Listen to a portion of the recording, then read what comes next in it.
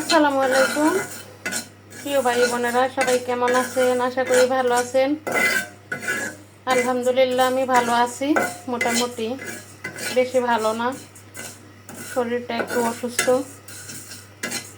আমার কোনো মশলাই করা নাই, আদা রসুন জিরা।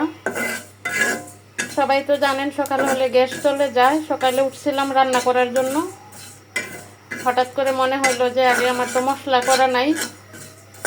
এরপরও ভাবছি যে রান্নাটা বসাইয়া মশলা একটু করে তারপরে রান্না করে ফেলি, কিন্তু চুলায় এসে দেখি কোনো গ্যাসই নাই। এখন কিন্তু 2টা বাজে। আমি সব কিছু রেডি করলাম, আদা রসুনগুলো অনেক কষ্ট করে কাটলাম, কাটটা ব্লেন্ডার করলাম। জিরার গুঁড়া শেষ, এখন আবার একটু জিরা মশমশা করে নিতেছি। এখন অল্প করে একটু আগুন আসছে, দেখুন অনেকক্ষণ ধরেই জিরাটা বাছতেছি। আসবে এখন, আস্তে আস্তে আসবে, 2:30-3টার দিকে আসে, আবার চলেও যায়। কালকা সন্ধ্যার দিকেও চলে গেছিল, আসছে একদম রাত 12টা বাজে। জিরাটা ভাজা হয়ে গেছে। আর এদিকে আমি একসাথে আদা রসুন ও হালকা কিছু পেঁয়াজ একসাথে ব্লেন্ডার করে নিছি। এগুলোই কাটতে আমার অনেক কষ্ট হয়েছে। আমি পিঠে অনেক ব্যথার জন্য বসতে পারি না। এখন অপেক্ষা করতেছি, আর একটু গ্যাসটা বাড়লে রান্নাটা বসায় দিব। অল্প করে একটু মুরগি রান্না করব, আর সবজি আছে, দেখি আমি সবজি দিয়ে কি রান্না করি। মুরগি যেহেতু অল্প, তাই আমি এই আগুনে বসায় দিলাম। মুরগিটা বসায় আমি তরকারি রেডি করি। দিয়ে দিলাম বাটা মশলাটা, যেহেতু এখানে 3 পদের মশলা, তাই একটু বেশি দিলাম। এখানে আদা রসুন পেঁয়াজ 3টাই।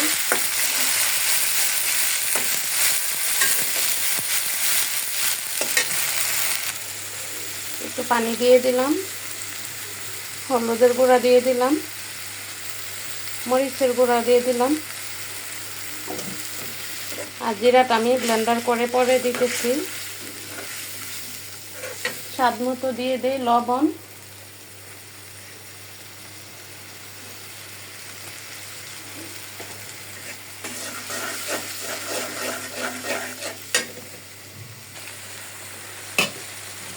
এখন আমি ধুয়ে রাখা মুরগিটা দিয়ে দিই।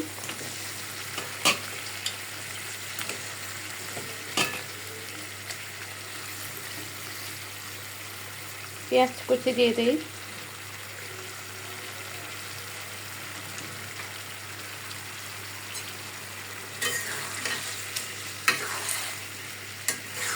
হয়তো ভাববেন সবাই যে এত অল্প কেন মুরগির মাংস।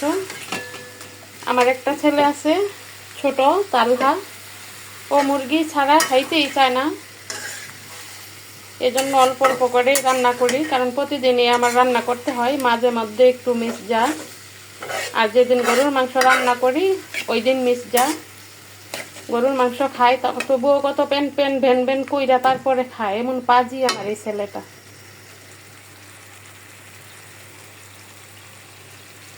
মুরগি বসাই দিলাম। এখন আমি আরেকটা তরকারি রেডি করি, একটু করলাও ভাজি করব।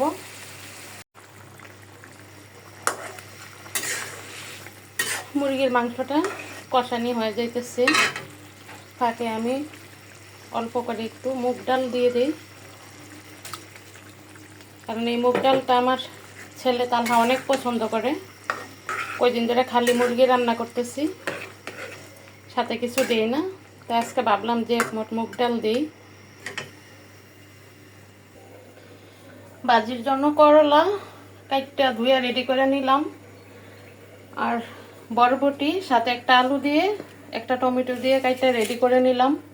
চিংড়ি মাছ দিয়ে তরকারি রান্না করব, তার জন্য চুলায়ও পাতিল বসায় দিলাম। চিংড়ি মাছ দিয়ে দিলাম। এখন দিয়ে দিলাম হলুদের গুঁড়া, দিয়ে দিলাম মরিচের গুঁড়া। যেহেতু এটা সবুজ সবজি, মরিচ একটু কমই দিব, সাথে কাঁচা মরিচ আছে। আমি চিংড়ি মাছটা ভালো করে কষাইয়া তারপরে বরবটিগুলো দিয়ে দিব।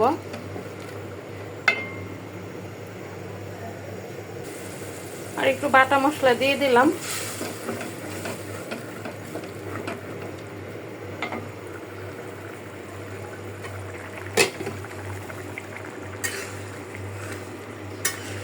মুরগি তরকারি হয়ে গেছে। আমি এখন মুরগি তরকারিটা নামায়া করলাটা ভাজি করে ফেলি, কারণ 3টার বেশি বাজে, তালহার আব্বু আবার খাইতে চলে আসবে। এদিকে করলা ভাজিটা বসায় দিলাম।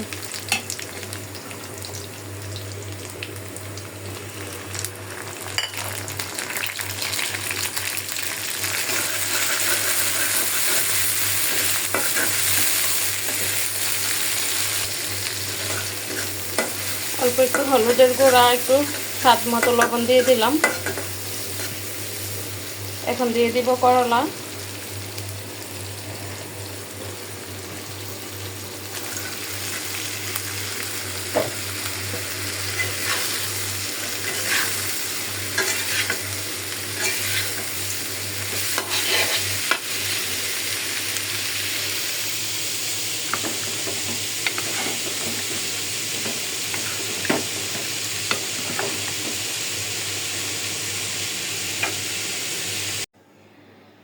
আলহামদুলিল্লাহ, এতক্ষণে আমি রান্না শেষ করে ফেললাম। মুগ ডাল দিয়ে মুরগি, বরবটি দিয়ে চিংড়ি মাছ, আর এখানে করলা ভাজি করলাম। তাতে অল্প কয়টা চিংড়ি মাছ দিয়ে দিলাম, কারণ চিংড়ি মাছের সেন্টটা করলা ভাজিতে অনেক ভালো লাগে। তালহার আব্বু অনেক পছন্দ করে। আজকে দুপুরের এই পর্যন্তই রান্না বান্না। ভিডিওটা আর বড় করব না। সবাই ভালো থাকবেন। আসসালামু আলাইকুম।